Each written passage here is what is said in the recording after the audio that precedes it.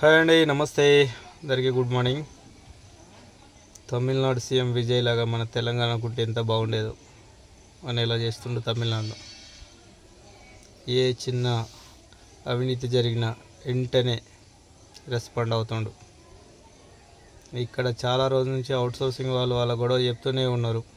1వ తారీఖు జీతాలు అన్నాడు, అది పూర్తిగానే లేదు. కొంతమందికి వచ్చినాయి, కొంతమందికి రాలే. రానోడమే ఎడుతుండు. వచ్చినోడు సంతోషపడాలన్నా లేకపోతే దుఃఖపడాలన్నది లేదు. వచ్చిన జీతం 13,000 ఎలా ఖర్చు పెట్టాలన్నా కూడా అర్థం కావట్లేదు. ఈ రోజులల్లో ఖర్చులు విపరీతంగా పెరిగినాయి. నిత్యావసర సరుకులకు కానీ ఎవరికి తెలియదు ఏం లేదు. 13,000 బతికే బతుకు కాదు. పిల్లలను మంచిగా చదివించలేం, వాళ్ళకి మంచి తిండి పెట్టలేం. ఏదైనా రోగం అంటే హాస్పిటల్ కూడా తీసుకుపోలేం.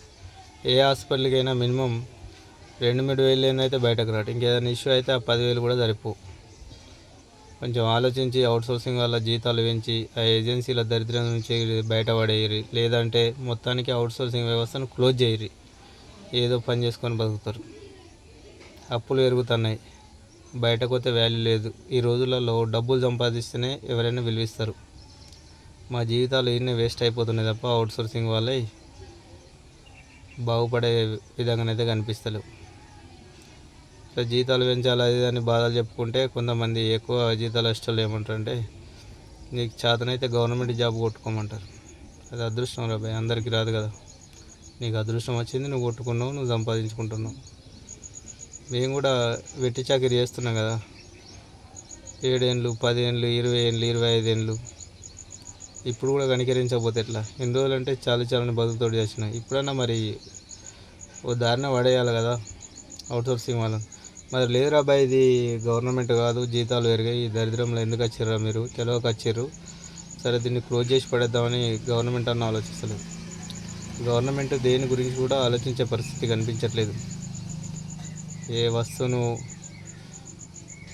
రిలీజ్ చేయాలన్నా మళ్ళీ ఎంత మంచి ఉంది ఎంత చెడు ఉంది అని గవర్నమెంట్కి అవసరం లేదు. గవర్నమెంట్కి ట్యాక్స్ రావాలంతే, దాని మీద రాసి ఉంటుంది. ఇప్పుడు సిగరెట్ అమ్మడానికి గవర్నమెంట్ పర్మిషన్ ఇస్తుంది.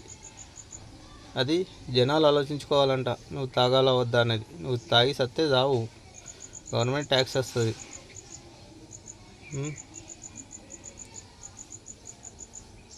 గుట్కాలు, పాన్లు, ఇవే కాకుండా చాలా వస్తువులు అన్నీ హెల్త్కు హాని కలిగించేటివి. కానీ దీని విషయంలో గవర్నమెంట్ చర్యలు తీసుకోవు. ఎందుకంటే వీళ్ళు కంపెనీ వాళ్ళు ట్యాక్స్ పే చేస్తారు, దాని మీద రాసి ఉంటుంది. దీనివల్ల ఈ రోగం క్యాన్సర్ వస్తుందా, క్యాన్సర్ ఏదో ఒక రోగం వస్తుంది అంటే అది నువ్వు చదువుకొని నువ్వు వాడుకోవాలని చెప్తున్నారు అంతే తప్ప గవర్నమెంట్ ఎలాంటివి పట్టించుకోదు. గవర్నమెంట్ ట్యాక్స్లు కావాలి, గవర్నమెంట్ నడవాలి, అదొకటి. తమిళనాడులో విజయ్ అయితే మొత్తం క్లోజ్ చేసి పడేసింది. గుట్కాలు బిట్కాలన్నీ ఎంతో మస్తు చాలా బాగా చేస్తున్నాడు. మనకు ఇలా అయిపోతుంది. మన పరిస్థితి ఎన్నడూ బాగుపడుతుందో అర్థం కావట్లేదు. Please subscribe my channel.